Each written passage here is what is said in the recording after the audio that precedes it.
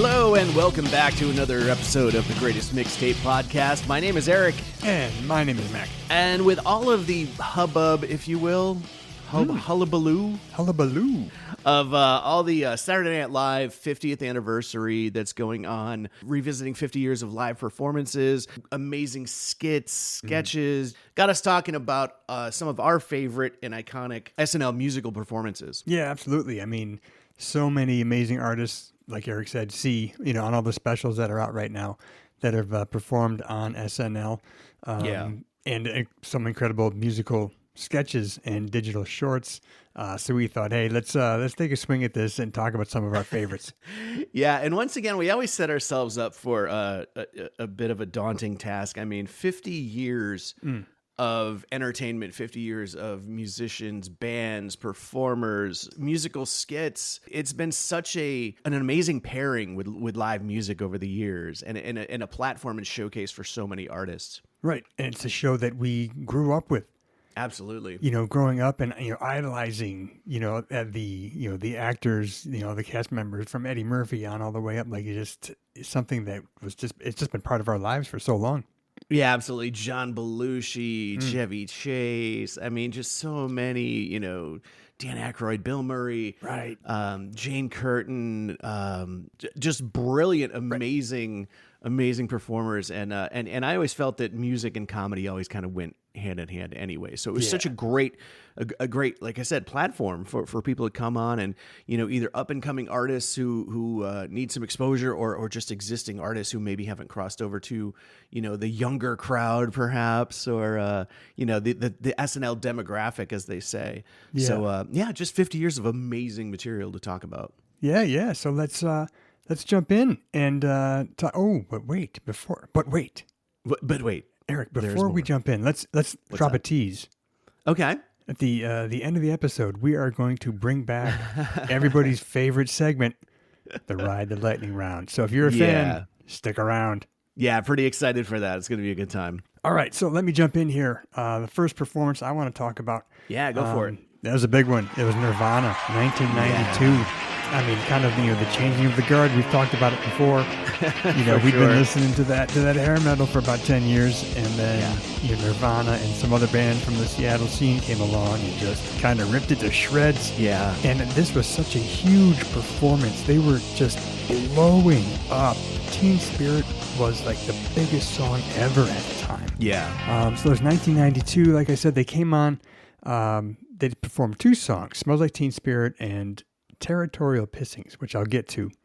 But during Teen Spirit, Dave Grohl was so nervous during Teen Spirit. Yeah. He's hitting his drums. He looks like Bam Bam back there. I mean, he was just beating the shit. He broke a stick. Like first verse too, right? Like pretty much right out of the gate, he snaps a stick, which as a drummer, that's like, I mean, almost the worst thing that can happen. I mean, you get used to grabbing a new one and everything, but man, on live TV with millions of people watching, that he had to shit his pants right then and there, man. I'm telling you. And it's great too to watch the performance. Now, because like Grohl does not look like a punk rock drummer in that performance.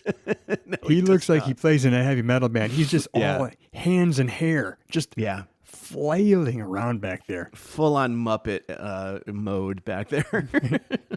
Yeah, Cobain, with his hair dyed purple, the ripped jeans, the beat up old sweater, nothing glamorous about it. Chris Novoselic, the bass player, wearing a Melvins t-shirt. Yeah. During Teen Spirit, and for the second song, he was wearing an L7 t-shirt, showing their indie cred the whole time that they're on. Absolutely. Yeah, but I just remember the moment, the build up. Yeah. Like Nirvana, they were this. I still remember the very first time I ever heard "Smells Like Teen Spirit." Yeah. And knowing that the whole world was going to change with the second I heard it. Yeah. So then to see them on SNL, just amazing performance. But like I said, when, of course they played Teen Spirit, but then for their second song, they could have gone with something a little bit more like radio friendly. Like, the next single would have been Come As You Are. Right. Sure. But they went with this punk banger, Territorial Pissings. Yeah.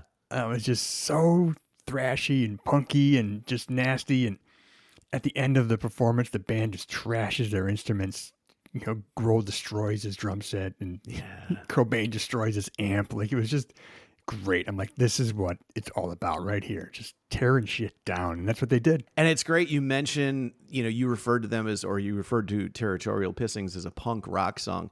A lot of people forget, when they broke, the word grunge really hadn't been invented yet. Or if somebody had used it, it hadn't really caught on. It was in much like many other forms of music, it was a reporter who coined the term grunge. Yeah. There wasn't a name for what they were doing. They were just doing what they do. Yeah. And there was that Seattle scene and everything. And, Kurt Cobain, he identified himself as a punk rocker. I mean, that Bleach album, the album before. Oh, my God. Never mind. That's just a punk rock album. It's just absolutely fantastic punk rock album. But did it in a way that, you couldn't just cram them in a punk rock box just like everybody else either. It was a new thing. It was a new version. It was, again, hence the term grunge. It wasn't metal. It wasn't quite punk. It was its own thing, man, and it was a monster. Yeah. So definitely that was. I wanted to lead with that one. That was a huge one for me. Yeah. That's a good one, man. And same here, man. I was kind of like hearing a buzz about this band Nirvana, but to be quite honest, I'm not even sure how much I knew of them before that performance. But I remember watching it, going, "Holy shit!" Right. Like this is something. I think a lot of our friends. Fought it kicking and screaming when the grunge thing started to happen. And I don't know, man, I'm not trying to say I was like, oh, Mr., I totally grabbed it and embraced it right from the beginning, but I did watch it and listen to it a bit cautiously going, oh shit. Yep. Like I can kind of see, where this is going. I remember my first exposure to the grunge movement was watching Extreme playing at Toad's Place in New Haven, Connecticut.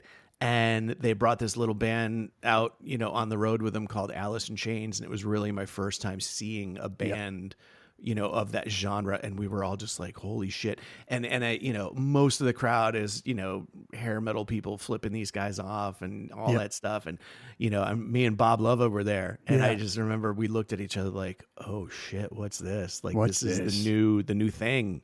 And there was just enough people in the crowd that were familiar with them and got it, that they had a good show. But at first, man, when they walked out, it was rough for them. They were getting a lot of boos and middle fingers. And we were just like, okay. And again, we might not have fully got it either right out of the gate, but we at least knew and recognized that something's happening, man. Something's happening. This is a new thing. Yeah. Amazing, man. But that SNL performance is completely and utterly amazing, man. Yeah. So good. So good. Yeah, love it. Well, I'm going to actually stay in the same era, if you will. Definitely not grunge, but of the 90s anyway. And I'm going to talk about Rage Against the Machine. Oh, my God. There's been numerous bands over the decades who have been banned from SNL for one reason or another. You had the Sinead O'Connor, ripping up the picture of the Pope, and you had Fear with that whole, fiasco with the punk rockers, Elvis Costello, all these people over the years, that were banned. And then eventually most everybody came back. But Rage Against the Machine was a part of that illustrious group that was banned from the show. They performed on April 13th in 1996. The host of the show, if you recall, was Steve Forbes. Yes. In a move that I consider either complete ignorance or sheer genius. I'm not sure which to this day. The producers of the show booked Steve Forbes, billionaire, Republican presidential candidate, everything that Rage Against the Machine was not. And then for a musical guest, they put Rage Against the Machine on the same bill. Again, not sure what they thought was going to happen, but it made for TV gold. So, the band, if you know anything about Rage Against the Machine, even if you only know the "fuck you, I won't do what you tell me" song, you know that they are sort of, communistic, just anti-establishment. They're a big middle finger to everything that is people like Steve Forbes. And, being on the same show that night, they did what they do. So during dress rehearsal, they were scheduled to play Bulls on Parade. Was going to be their first song. And so in dress rehearsal, they set up their gear on stage, and they weren't very, over the top with their theatrics and flamboyance. The energy of the band is what really made them amazing live performers. It wasn't the lights, it wasn't the explosions. It was the raw energy of that band that really made them, an amazing live performer. So they go out on stage for their dress rehearsal, and over the amplifiers, they had American flags draped upside down, which is, it started as the U.S. Navy's distress signal. It became a universal symbol of just, when America's in trouble or the Constitution's are in trouble or and so they were making a statement, especially, again, being on an episode with someone like Steve Forbes. So SNL producers didn't appreciate the upside down flags, and as liberal as they are and progressive as the show is, they knew the sponsors were going to be pissed. The owners, the parent owners of the company were going to be upset. So they told Rage they couldn't do that. Well, one thing about Rage Against the Machine, you tell them they can't do something. Fuck you, I won't do what you tell me. Exactly. And Tom Morello even says in an interview, I've seen numerous interviews with him, talking about this incident. And he said, you brought the fuck you, I won't do what you tell me band onto your TV show. And then when we do what, you don't want us to, you're surprised. What the fuck did you think was going to happen? So anyway, seconds before they're about to go live, the Rage Against the Machine team puts the American flags back up over the amps upside down, right? And the producers are going nuts. They're giving, orders to the stagehands to rip the flags down. They're 7 seconds from going live. And finally, the big burly Teamsters that worked on the set of SNL were able to storm the stage and rip the flags down. And so when the cameras went live, there's Rage Against the Machine, no upside down flags in their amps. Already pissed. Oh, yes, absolutely. And if you watch that performance, man, you can tell they're pissed. Yeah. And man, they tore the stage up and just absolutely punched the audience in the face. It was just so angry and wonderful, and oh my God, everything that they were just kind of came to a head and put on this amazing performance. So now they're done. Great. Every artist plays 2 songs on SNL, right? So they go backstage to their dressing room. A few minutes later, a stagehand comes in and informs the band, hey, we're running long. We're going to cut your second song. And they were able to read between the lines, and they knew what that meant. And they're like, oh, you're cutting our second song because of time constraints, right? Yeah. So Timmy C, being the bass player of Rage Against the Machine, being the ever so calm, collected guy that he is, big time. He took one of the American flags that they were supposed to use on stage and balled it up and tied it to a big fat knot. And right across the hallway from their dressing room was Steve Forbes' dressing room. So he bursts in with this knotted up American flag and just hauls off and chucks it into the dressing room, right? And of course, Steve Forbes isn't in there, but his family is. His wife, his kids, his mom, I don't know, aunts, I don't know who's in there, but like a whole bunch of family members. And they all freak out because there's this like shaved-headed, tattooed maniac throwing a knotted up American flag in the room. So they all panic and freak out and everything. And next thing you know, Rage Against the Machine is ushered out of the building rather unceremoniously out onto the street in front of 30 Rock. And they're just standing out there like, what the fuck just happened? And so they weren't allowed to come back. They were supposed to play Bullet in the Head, which I can only imagine was going to go over even better than Bulls on Parade did. But yeah, they found themselves just standing outside 30 Rock looking up at the building like, what the fuck? And so if you watch that episode, not only the viewer probably wasn't really aware of what was going on at the time when you watched it live, but if you go back and watch it, not only did they not do a second song, but they're not in the closing, goodnight, little ritual that they do. They're not on stage anywhere to be found. Yeah, they were freezing outside and on the street outside 30 Rock. So just again, not just an amazing performance, but a great story that goes along with it. Yeah. And it's funny too, because even before the episode aired, like in the build-up in the week, they're running the promos, and I remember thinking, this isn't going to go well. Like, right? Steve Forbes and Rage, like this isn't. Yeah, you knew something was going to happen. Yeah, absolutely, absolutely, and it went. I mean, barring something actually going down on stage, it kind of went exactly as you thought it would, but unfortunately, we as viewers didn't get to see it. Everything was backstage. But I'll tell you what, that musical performance though. I mean I listen. I love Zach. I love Tom Morello. Sure. But that rhythm section. Oh, Timmy C man. and Brad Wilk. Brad Wilk, dude. Just watch that performance, and those two are just holding it down. It's so great. Yeah.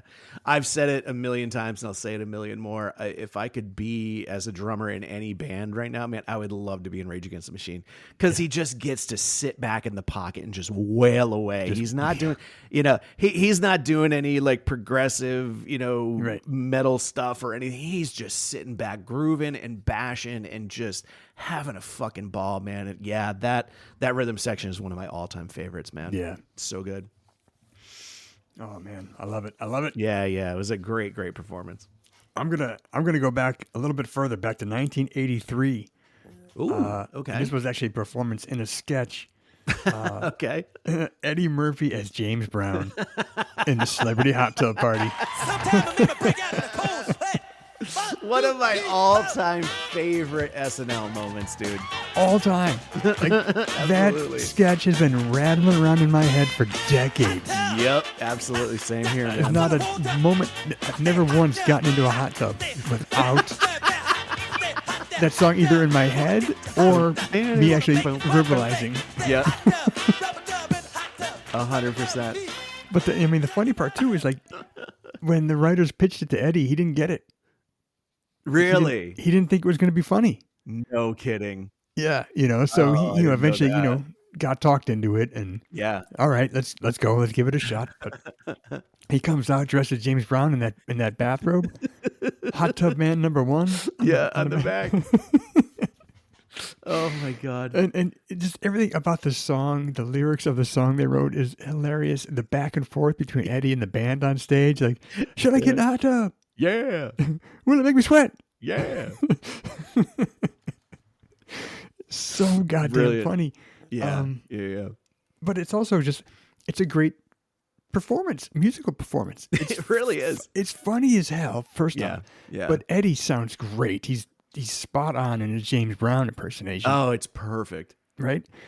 And, of course, you have the musical component of the SNL band playing off screen. And they sound tight as hell. It sounds like you're watching James Brown. Like, absolutely. But it's just so goddamn funny. That song, it's so catchy. It just sticks in your head and it never leaves. Yeah. Again, especially for, he did James Brown again a couple more times. I honestly don't remember. But that one, if that was his only time doing James Brown, man, it stuck with me as well, dude. It's same as you, man. I sing it to this day. I can't get in a hot tub without doing it, at least in my head. Depending on who I'm with, I'll actually sing it. But yeah, God, so goddamn funny. Eddie Murphy, to me, man, first off, number 1, he was the best stand-up of all time, in my opinion. Yeah, he's definitely up there for sure. And number 2, top 5 comedic actor of all time. Eddie Murphy, to me, like growing up, I still remember the first time I heard Delirious. A friend of mine had it on cassette. You remember how many times? Remember when Raw came out, Eddie Murphy Raw? Yes. Yeah, you pay for it on pay-per-view, but you record it on your VCR. Of course we did. Watch it over and over again. Like, wore that tape out, dude. Yeah, and then we would all go to school and like do the bits. You know what I mean? And especially like looking back, I'm like, wow, like, cringe wasn't really a catchphrase at the time, but looking back, I'm like, Jesus, a bunch of suburban white kids like doing some of those like routines and shit. But my God, he was just, I don't know, a force, man. He was so good, so amazing. He was unbeatable, man. When he was doing stand-up, he was funny. incredible. Yeah, love Eddie Murphy, man. But and then of course they finished the sketch with a promo for the upcoming guest of Dr. Joyce episode. Brothers. They show her in the hot tub with him. Up next on James Brown's Celebrity Hot Tub Party, Dr. Joyce Brothers gets in the hot tub. I can still hear it, dude. Like it was yesterday, man. Yeah. Oh, God. And she's literally, there was a photo, like a still of her sitting in the hot tub with Eddie Murphy, dude. Oh my God. That is classic, man. That is classic. So I love that you actually brought a sketch musical performance into this. That was a great idea. Yeah. Oh my God. Funny. So good. Yeah, Eddie was one of the all-time greatest, man. And I'm sure you watched all of the 50th anniversary, material, but oh my God, Black Jeopardy, and he is doing, his Tracy Morgan impression, literally standing next to Tracy Morgan. I mean, people were breaking character. People were laughing during that, but Leslie Jones was struggling. Oh yeah. But how they didn't completely just lose it is beyond me. I've always been in awe of people who can do that. I mean, some of the classic moments are when, a cast member's breaking character and, losing it on. I mean, Jimmy Fallon was notorious for that. But I mean, that always made it funny too. But even then, they kept it together enough to stay on the air. I would have been on the floor during some of these things, man. Yeah. Like it just, I don't know how they do it. It's amazing. Well, that is a great pick, dude. So speaking of SNL actual characters, mine kind of ties into that as well. My next one, going to talk about Queens of the Stone Age. Just an amazing band. Anyway, I've seen them live numerous times, and they were one of those bands too that I liked when I heard them. I was like, yeah, this is a cool band. I didn't run out and buy everything they ever did or anything, but then the first time I saw them live or perform live, I really got hooked. Like I liked them, and then I loved them after that. So this is one of the performances that was kind of part of that whole thing for me. And it was May 14th, 2005. The host of the night was Will Ferrell, SNL alum, comedy legend. He's back to host the show. And so Queens of the Stone Age, they're about to perform their first single from the new album. They performed Little Sister. And as usual, the host of the show is standing out in front of the stage and, introduces, ladies and gentlemen, Queens of the Stone Age. Boom. The camera, turns to the band, and there they are on stage, and they just launch into the song, and it's a really kind of up-tempo, driving, fast song, and they're just killing it. They sound amazing. They look great. By the second verse, here comes Will Ferrell onto the stage in his character of Gene Frankel. And it was from the iconic More Cowbell skit with Christopher Walken. That was from 2000. So this is 5 years earlier. But it was so amazing. And it was such a huge, it was a one-off sketch. It wasn't like a recurring character or anything like that.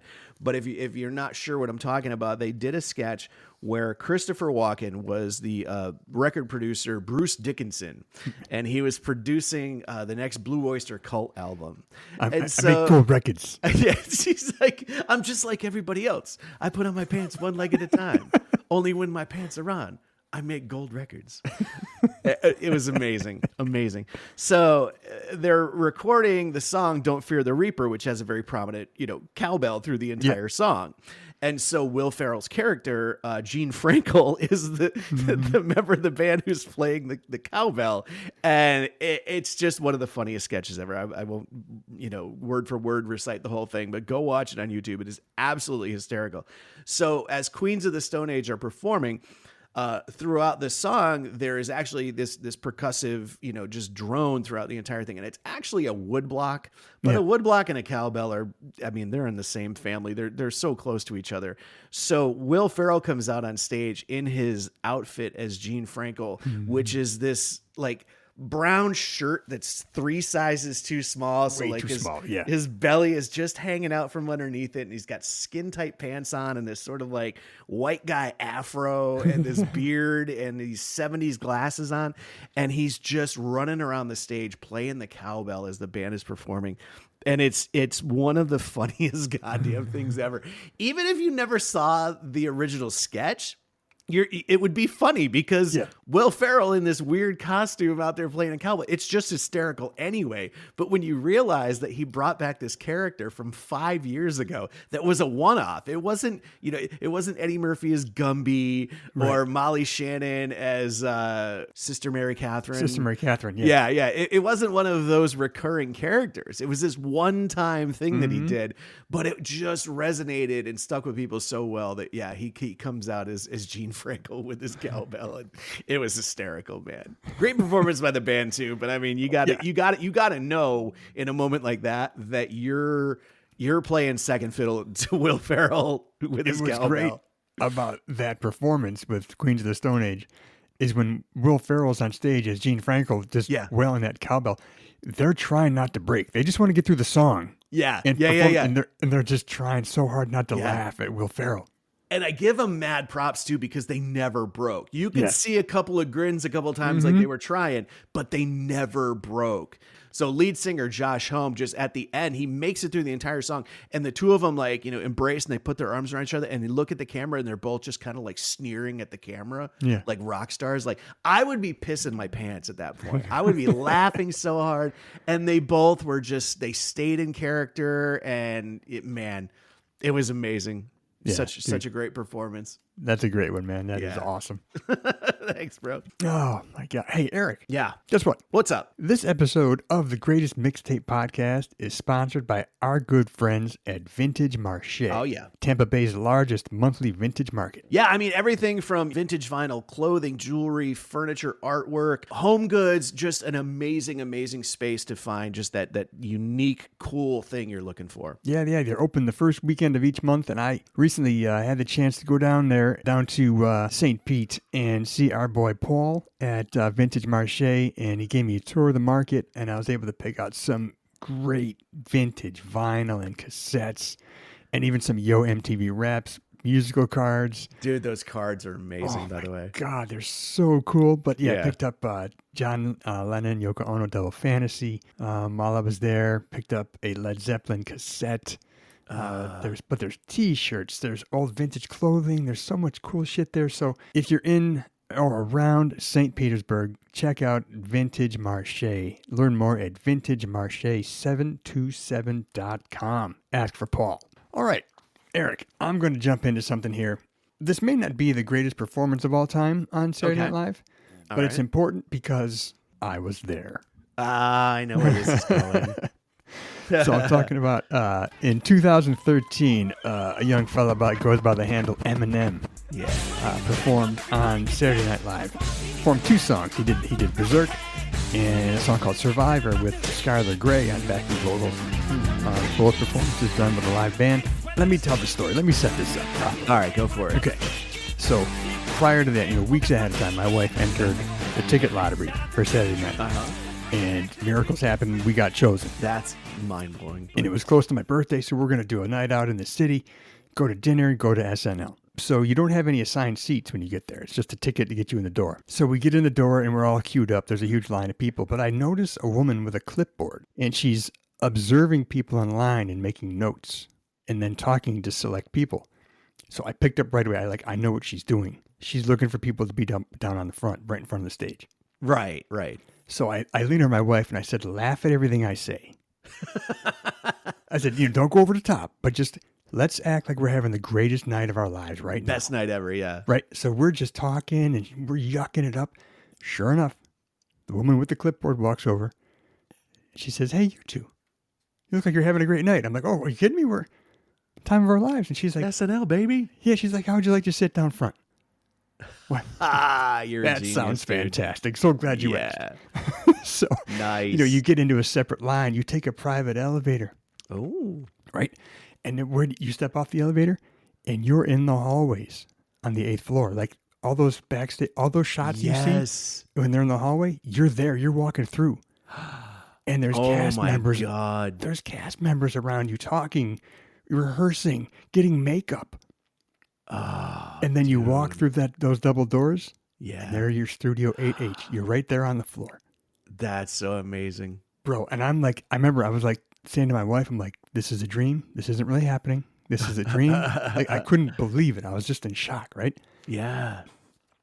Comes time for the start of the show, and we're sitting, like on an aisle, like in the middle of the floor. There's only like 3 or 4 rows. There's only like maybe, 20 people down there. Wow. And it's time for the monologue, and I can feel somebody standing over my shoulder. Okay. I just feel a presence, and I look up, and it's Lorne Michaels. Holy shit, dude. Watching the fucking monologue, standing over my shoulder. Oh, my God. No wonder you felt that energy, man. Right? I was just like, well, okay, this is cool, right? So I'm watching this show, having a great time. Comes time for Eminem's first performance. Yeah. And again, I feel somebody standing over my shoulder. And I look, and it's M.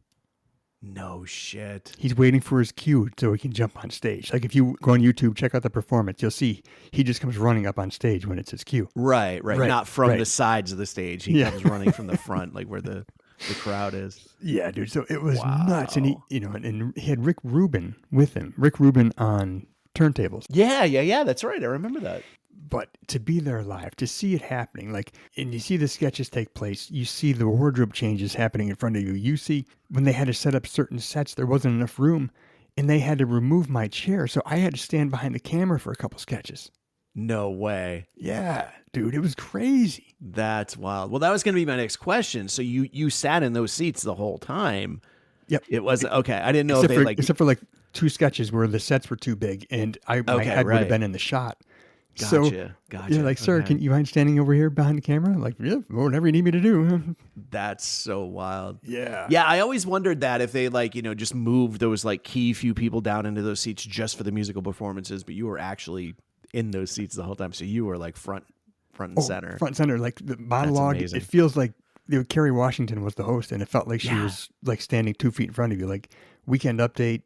Seth was there, and it was so wild. It feels like I'm 2 feet from this guy because the studio is so small. Yeah. Wow. Yeah. That's so cool. And then we were leaving. They escort you back through that famous hallway. Yeah, of course. I get on the elevator with who?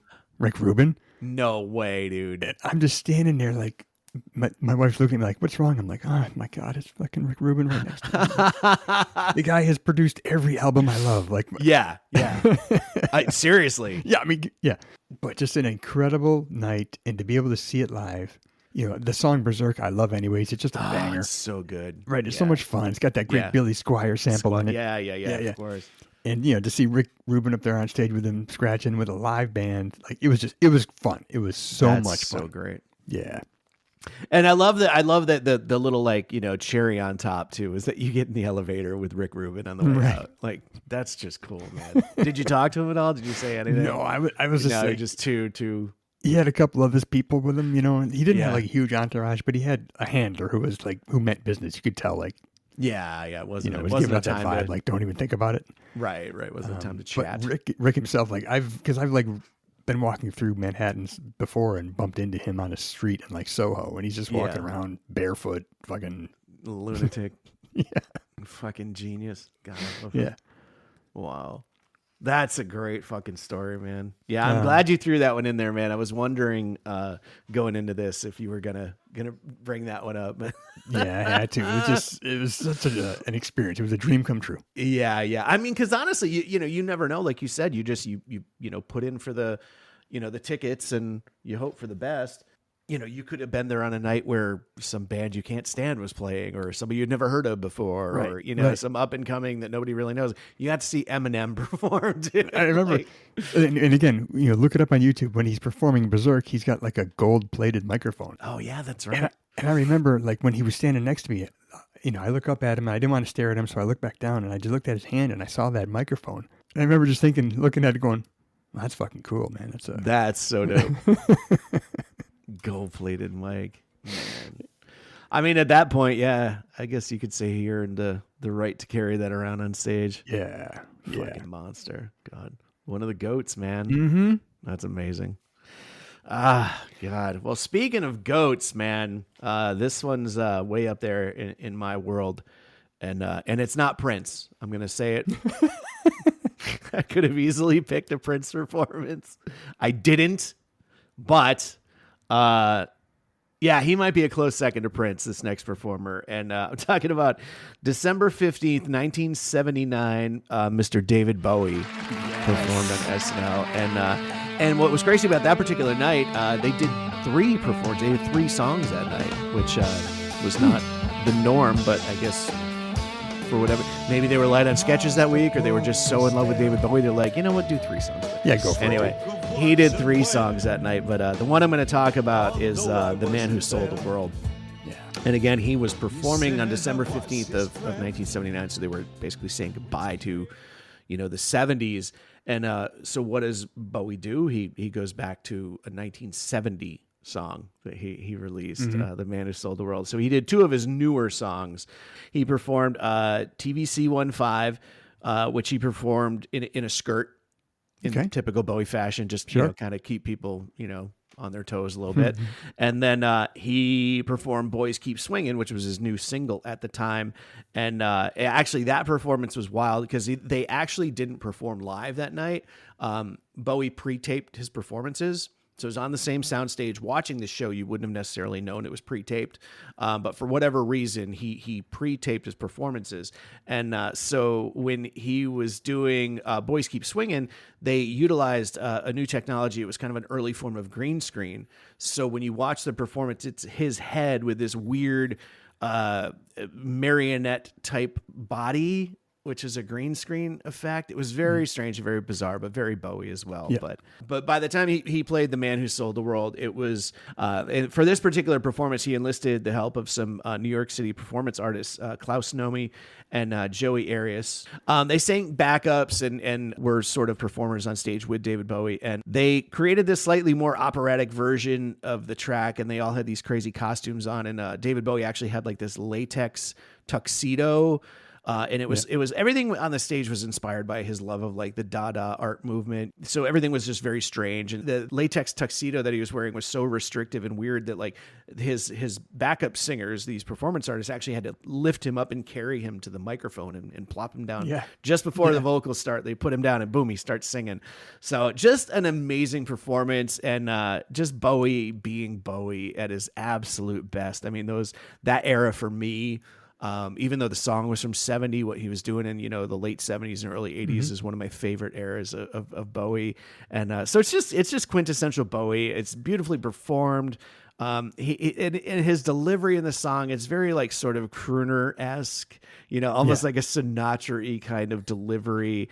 And of course, this crazy aesthetic on stage. It just made for just such an impactful performance, and people still talk about it all these years later. But for me, David Bowie, like I said, he's up there with Prince. He's just was always so amazing and reinventing himself, and every era of his career was amazing. Oh my God. I have my personal favorites, but every character that he kind of, whether it was, Ziggy Stardust or the Thin White Duke, or, just sort of these these characters or these personas that he would, come up with and exemplify on stage was just always just amazing and intriguing, And I've been called the Thin White Dude. I can see why. I would go along with the Thin White Dude. That's a good one. Dude, I love The Man Who Sold the World. That is such a great song. It is. It really is. And we always talk about learning things about music either through a cover version or a sample or something. Like I didn't know anything about that song until Nirvana covered it on that Unplugged performance. Yeah. Back in the early 90s. Yeah. Great. Amazing cover. And that's how I was introduced to that song. Nice. And then, of course, you go back and you listen to Bowie and you go, oh, my God. Yeah, this is right. incredible. Right. So that's always been one of my favorite Bowie songs. Same here. I absolutely love that song. And visually, that performance is something, too, when you're watching it. It's really, it's funny, too, because, like you said, mentioned the backup, the performers, sort of backup singers. And, when I was watching it, I was like, remember in The Big Lebowski, the Autobahn, the nihilist? Yes, of course. Yeah. I was like, well, these guys kind of have an Autobahn vibe, too. Definitely. Absolutely. Yeah. We are nihilists. We believe in nothing. So, that's just one of my all-time favorites. And, David Bowie was just a god to me. I absolutely love him. All right, right on. All right, Eric, it is time. I'm excited, man. We haven't done this in a little while. I know. It's time for the Ride the Lightning round. That's right. This time we have another very special guest coming on the show. I mean, I've known her, just about my entire life. She's my younger sister, Mandy, my ace. Let's bring her in, Mandy. Ace. Hey, yeah. Welcome to the show. Good to be here. I never heard that one. Ace. Each other all our lives. Yeah. Never heard that in a long time. Yeah. I know. It just popped into my head as I was talking. I had to bring that one back. Nice. Real nice. Well, welcome to the show, Mandy. It's great to have you on. It's awesome being here. It's been fun listening to you guys and just feel like reconnecting with you. And, it's fun to hear Bob the other week and Paul. And it's just been, it's pretty cool. So it's fun. You guys are doing a great job. Oh, well, thank you very much. Yes, thank you. We've got a special Ride the Lightning round catered just to you. Oh boy. Oh boy. And Mac, you've been amping this up for like 2 months now. So I'm like Eric, I feel like your wife when she was on. She was like, I feel nervous. I'm like, I feel nervous. Well, just take a page from her book and just slam through it as fast as you possibly can, and you'll be fine. And Mandy and I have a great musical history together. We've been to concerts together, and we've kind of done it all. So big music fan. We're with Mandy coming on, so we're excited about this round. Yeah, it should be fun. Still tag each other and annoy each other with annoying songs, and yeah. Oh yeah. Take a screenshot of a song you hear in the car, and then tag your it. Nice. It's stuck in your head. Yeah. All right, so we're gonna run through. We got 10 of these to throw at you, and we're gonna try to get through them. The object is to get through them as quickly as you can. And then if you need to afterwards, you can go back and defend and explain. But we're going to hit you. Are you ready? I'm ready. Bring it. Eric, can you kick this one off? Absolutely. All right, I got 2 genres for you. Is it going to be yacht rock or hair metal? Oh, oh, right off the bat. Oh. Hair metal. All right. JJ Fad or Salt and Pepper? Salt and pepper. Okay. Poison or Def Leppard? Oh. Poison. Bob Seger or Steve Miller?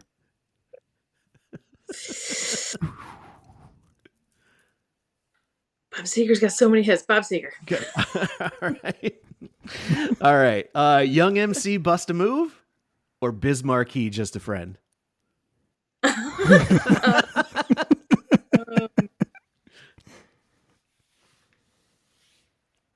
Just a friend. Okay. All right. Better soundtrack, Footloose or Beverly Hills Cop? Man.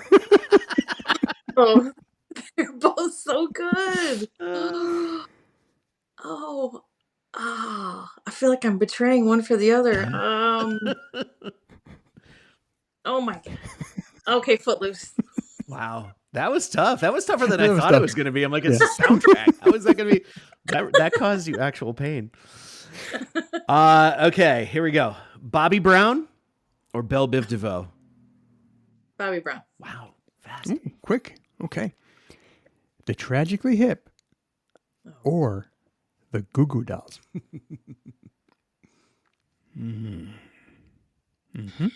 Go back to our roots. Yeah, that's just mean. I'll pick the hip. Okay. All right. Rob Bass and DJ Easy Rock, It Takes Two? Or Aini Kamosi, Here Comes the Hot Stepper? It Takes Two. Okay. What? Oh, that's a shocker. Okay. Okay, and finally, this one will make no sense to those listening, but I know it's going to hurt you, Mandy. So here it goes. Sammy Hagar or Tesla?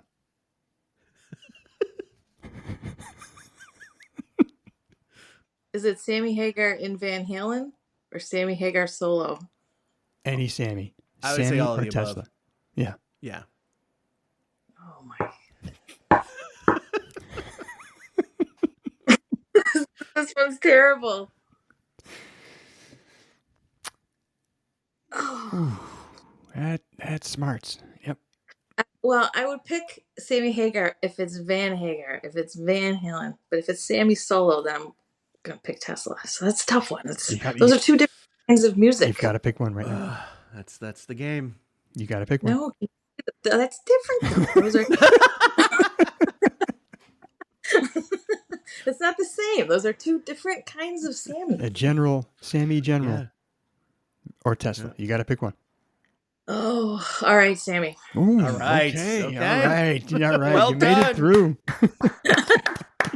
Oh, those were hard. Wow. Well, that's one of the things I love about this segment too, is because the listener doesn't necessarily know you. So some of these like comparisons or, this or that, it doesn't, it makes sense to the listener. Like, why is that so hard? But man, when it's your turn in the hot seat, I feel like Sammy Hagar or Tesla for you was Eddie Van Halen or Stevie Ray Vaughan for me. Like that one still causes me like sleepless nights sometimes. Yeah. I knew you were going to put somebody up against Tesla. I didn't know who it was going to be, but that's great. If I have to do Van Halen as part of Sammy, then I got to go with Sammy. Anything else you want to go back and defend or explain? Why were you surprised I didn't pick the Hot Stepper? The Hot Stepper is one of the songs we send to each other that's annoying. Oh, I love the Hot Stepper. I mean, I like it, but we send it to each other because you can't get it out of your head. Excuse me, Mr. Officer. Murderer. That's the one. I mean, yeah, absolutely no disrespect from me towards Rob Bass and DJ Easy Rock. It Takes Two is an all-time banger. All time. Of course, yes. Okay, I'm glad you clarified because yeah. Always. Yeah. All right, anything else? I mean, you struggled with Footloose and Beverly Hills Cop. Oh, Beverly Hills Cop is so good. The Pointer Sisters, yes. I think that might have been my hardest one. I don't know. That was hard. That was a tough one. Yeah. And right off the bat, you struggled more than I thought you would with Yacht Rock or hair metal. Yeah. Yeah, I had to go with hair metal, though. Yeah. And for the record, I was laughing as hard as I was about the Beverly Hills Cop because I swear to you, until this podcast, I never realized what a fanboy Mac is of the Pointer Sisters. This is like the third or fourth time that he's like, "Oh man, the Pointer Sisters! I fucking love the Pointer Sisters." I had no idea. Oh my god! We remember growing up, we had that on vinyl, the Pointer Sisters. Love Pointer. Oh my god, I'm so excited! All those jams, man. Oh my god, I do too. But I just didn't realize Mac's love for them until we started this project. So, well, Eric, when you just said something about Beverly Hills Cop, that was the first thing I said. Exactly, I know. Your family loves the Pointer Sisters. Yep. What can I say? Fantastic. Well, I know what you're all getting for Christmas this year. Yes. Pointer Sisters vinyl, if I can find it. Oh, all right, Mandy. That was a lot of fun. That was great. Thank you so much for that. All right. Some of those are really difficult. Well, that's the idea. That means we did our job. Yeah, I've been just messing with it for months. Like, I'm gonna torture you. I'm gonna. Yeah, I knew there was gonna be a Sammy. I thought you'd go Sammy versus David. Too easy. I didn't. I know. I think you'd put it up against Tesla. That was a tough one. Yeah. Well, Mac is like the evil genius when it comes to this segment. Like he's ruthless. I like the JJ Fad callback. That was good. Yeah. Big Supersonic fans right here. Yeah, big time. Another song that surprisingly has come up a lot on this podcast, but it's a fucking banger, man. Yeah. Fucking jam, dude. All right, Mandy, stick around for a second. We're going to do some shout outs. We got some new and returning listeners all over the world and here in the good old US of A. So let's go Sydney, Australia, Auckland, New Zealand, Wellington, New Zealand, the Maldives, Eric. Nice. Yes. Kidderminster in the UK, Liverpool in the UK, home of a little band you both may have heard of called the Beatles. Hey, Paul. Yeah. Sounds familiar. Sounds familiar, right? Yeah, a couple songs. Maxane, Germany, Amsterdam, the Netherlands. Here's where it gets tough, Eric. Again, my favorite part of the show. Oh, man, the French. Saint-Tropez. Okay. France. Okay. Sure. And now this one is spelled Rennes in France. I'm going to say Rennes. I don't know. Rain? Rain? Or, close enough, right? I have no idea. See how quiet I got? I'm like, I have no fucking idea. Yeah, I was like, I'm staying out of this one. I'm not going to cause an international incident here. Fortaleza, Brazil. Okay. Cochabamba, Bolivia. Love it. Here in the U.S., Loxahatchee Groves, Florida. Spokane, Washington. Spokane's been coming in strong. Nice. Love it. Washington, D.C., Goose Creek, South Carolina. San Diego, California. Pasadena, California. Plattsmouth, Nebraska. Pocatello, Idaho, Nashville, Tennessee, Detroit, Michigan, Brooklyn, and the Bronx. So thank you to everybody who's coming on board for the first time and everyone who's coming back and listening to more episodes. We love it. Thank you so much. And if you get a chance, check us out on YouTube. We're still getting many, many, many great comments and responses to the videos that we're posting on YouTube. Follow us on Instagram at The Greatest Mixtape Podcast. Wherever you listen to us, please remember to review, subscribe, follow, all that stuff really helps us out. All right. Well, once again, Mandy, thank you so much for coming on and doing the Ride the Lightning round with us. It was awesome. Thanks so much. Of course. Part of an elite group now. It's like Navy SEAL training. Right. You can go get a tattoo now. I made it. Awesome. Thanks again, Mandy. Thanks for hanging out with us. This is the Greatest Mixtape Podcast. We'll be back with another episode real soon. Until then, I'm Eric. And I'm Mac. And we are out of here.